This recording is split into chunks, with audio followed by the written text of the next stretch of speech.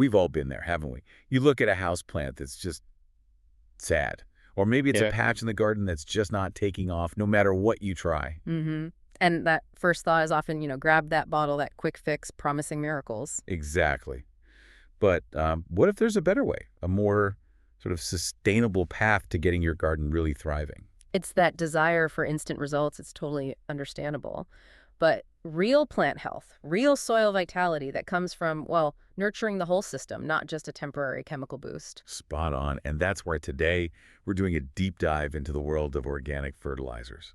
It's really fascinating stuff. Yeah, it is. And we're using a great piece from Better Homes and Gardens as our guide. It's called 10 Best Organic Fertilizers for Boosting Plant Growth Without Synthetic Chemicals. So our mission today, basically cut through all the noise out there, Mm. give you a shortcut to understanding these natural options. Yeah, it's not just about listing what they are. We want to get into why they can be such a game changer for your plants, and maybe even more importantly, for the long-term health of your soil. And right off the bat, there's some pretty compelling reasons to look into this. I mean, Huh. things like DIY options that cost next to nothing. Definitely. Plus, you drastically cut the risk of that horrible fertilizer burn, where the salts and synthetics basically scorch the roots. Ugh, yeah. And with organics, you're not getting that chemical buildup in the soil over years and years. Yeah, it's just a much more holistic way to think about it. You're feeding the soil life, building this whole underground ecosystem. Which then supports the plants naturally, like a partnership. Exactly, not just force feeding them. Okay, so let's dig in. Where do we start? The foundation, right? The building blocks, maybe some of that homegrown gold. Absolutely. We have to start with compost. The article nails it, calls it the universal soil enhancer. It's all-purpose, slow release, just brilliant stuff. It does more than just feed, though, doesn't it? It actually Mhm. changes the soil itself. That's the key. It provides a whole range of nutrients, sure, but it also actively improves the soil structure. So if you've got heavy clay, it helps drainage. Sandy soil, it helps hold water. It's amazing. And the best part for many people, myself included, is you can often make it yourself for free. Just kitchen scraps, yard waste. That DIY aspect is huge. It really fits the whole sustainable organic mindset. But there's a small catch. Or maybe a heads up. Okay. Well, the quality of your homemade compost really depends on what you put in it. You need variety and, crucially, your technique. So just throwing stuff in a pile isn't quite enough. Not really if you want the best results, not turning it, letting it get too dry. Yeah. Those things slow it down, make it inconsistent. You're aiming for that dark, crumbly, earthy smelling stuff, full of good microbes. Right. So once you've got this lovely homemade gold, what's the best way to use it? Oh, it's super versatile. Mix it in when you're digging a new bed. Spread it on top around plants you already have. That's top dressing. Can you use it in pots? Definitely. Great as part of a potting mix. And the source makes a good point. Compost is great alone, but sometimes it works even better mixed with another organic fertilizer. Sort of gives it an extra kick. Okay, good tip. Now, moving from compost to something maybe a bit more potent. Manure. Traditional, effective, but needs handling with care. Yes, manure from chickens, cows, horses, It's been used forever to enrich soil. Like compost, it adds nutrients, but it also adds a lot of organic matter, which is fantastic for long-term soil health. But the article warns about using it fresh. Right, there's a big caveat. Absolutely critical caveat. Fresh manure is often really high in nitrogen and salts. Too high. Apply it directly and you will burn your plants. It literally pulls moisture out of the roots. Ouch. So what's the solution? Simple, but essential. You must compost it or let it age properly first. For several months, usually. This lets those strong compounds break down, makes it safe. And where you get it matters too, doesn't it?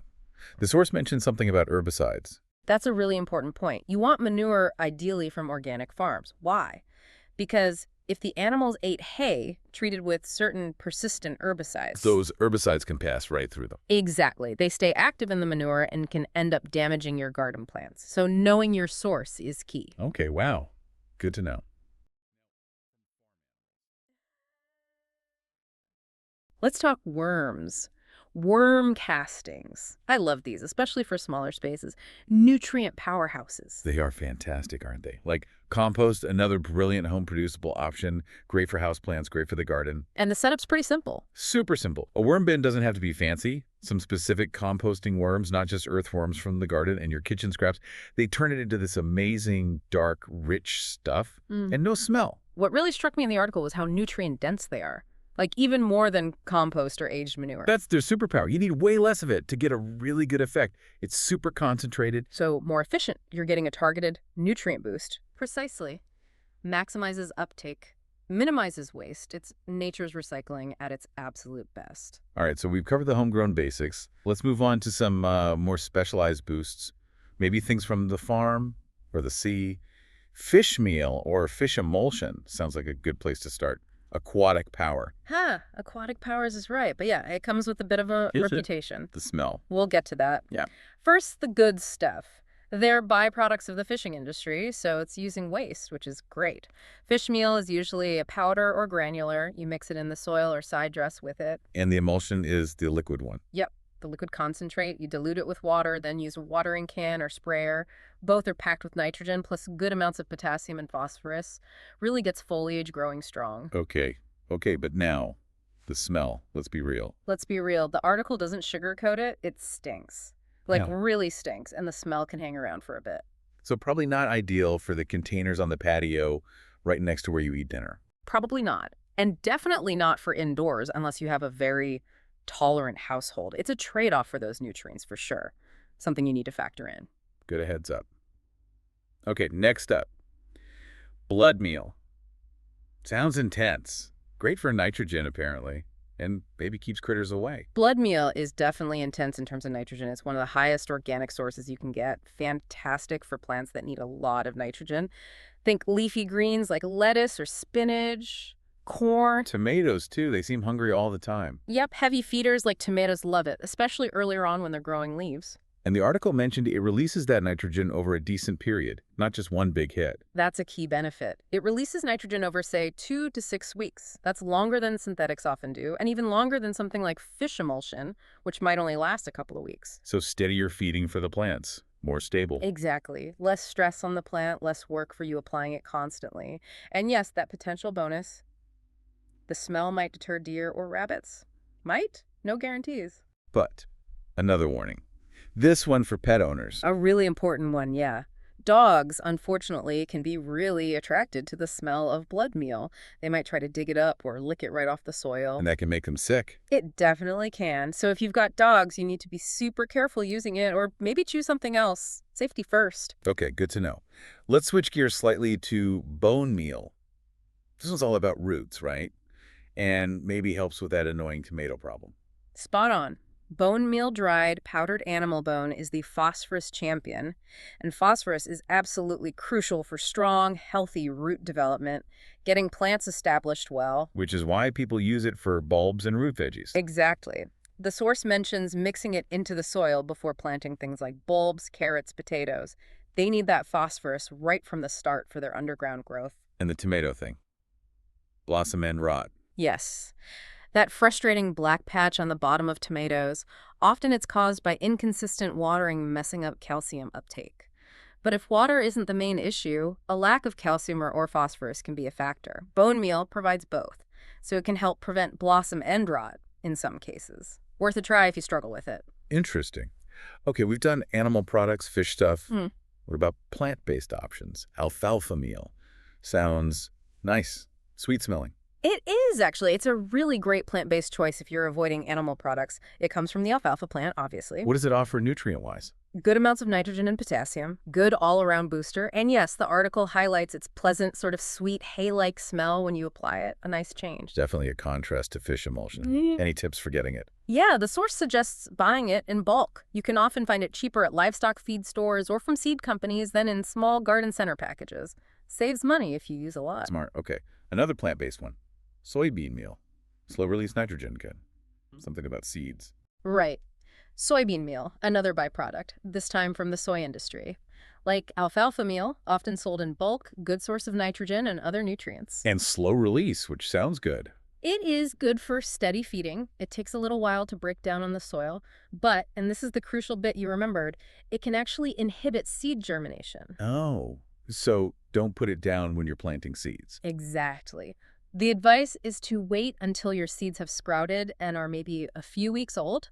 Then you can apply it as a top dressing or side dressing, but definitely not at planting time. That's a really key detail. Got it. Avoid the seeds. Okay, back to the seed, but for something different. Kelp meal. Micronutrients are the star here. Totally. Kelp meal is fascinating. Yeah. It's not super high in the big three NPK, nitrogen, phosphorus, potassium. Where it shines is micronutrients. Like trace minerals. Exactly. Things like iron, manganese, zinc, boron, stuff plants need in tiny amounts, but are absolutely vital for health, disease resistance, handling stress like drought or heat. Kelp is packed with them. So it's like a multivitamin for your plants. That's a great way to put it. It fills in the gaps that other fertilizers might miss. Often it's blended into fish products, but you can get it on its own too, powder or liquid. And if you live near the coast, freebie alert. Potentially. The article mentions collecting your own seaweed if it's accessible and allowed. Wash it well, maybe chop it up. A fantastic free source of those same micronutrients. Connects back to using local resources. Love that. Okay, last one on our list. Bat guano.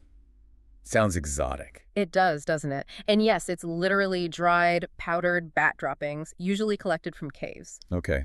What makes it good for gardens? It's actually really versatile. You can use the powder directly, or you can brew it like a tea to make a liquid fertilizer. Some even use it as a foliar spray, spraying it right on the leaves for quick absorption. Does it work fast? The source notes, it can take a little while to really kick in, so factor that in. And another thing, the nutrient profile can vary quite a bit. Depending on the bat's diet and the specific product, sometimes extra nitrogen or phosphorus might be added. So, like with anything, check the label to see exactly what you're getting and if it matches what your plants need. Wow, okay, that was quite the journey. From compost and manure right in our backyards to fish and kelp from the ocean, even bat guano from caves. It really shows the incredible diversity of options out there in the organic world, doesn't it? It really does. And the big takeaway for me is, with these organic choices, you're generally looking at way fewer risks, less chance of burning your plants, much better for long-term soil health. Absolutely. You're building a healthier, more resilient garden ecosystem overall. And knowing about all these different options, bone meal for roots, blood meal for nitrogen, alfalfa meal if you want plant-based, it just empowers you, doesn't it? You can pick what really fits your garden's needs. Exactly. You can tailor your approach. Trying to boost leafy greens? There's an option. Need better root growth for your carrots? There's an option. Want to avoid animal products? No problem. It encourages you to be a bit more observant, a bit more thoughtful about what your garden actually needs. More connected to the process. So as we wrap up this deep dive, here's something to maybe chew on. Considering all these amazing natural fertilizers we talked about, what hidden ingredient might be lurking in your home or your local area? What untapped resource could be the next nutrient boost for your garden? Just waiting for you to find it. That's a great question. Makes you look at everyday things differently, perhaps. Maybe. So keep exploring, keep watching your plants, keep digging into nature's pantry. And hey, if you enjoyed this deep dive, please do like, subscribe, click that notification bell so you don't miss the next one. And definitely let us know in the comments what other gardening topics, or any topics really, you'd like us to tackle next. We love hearing your ideas. We really do. Thanks for joining us.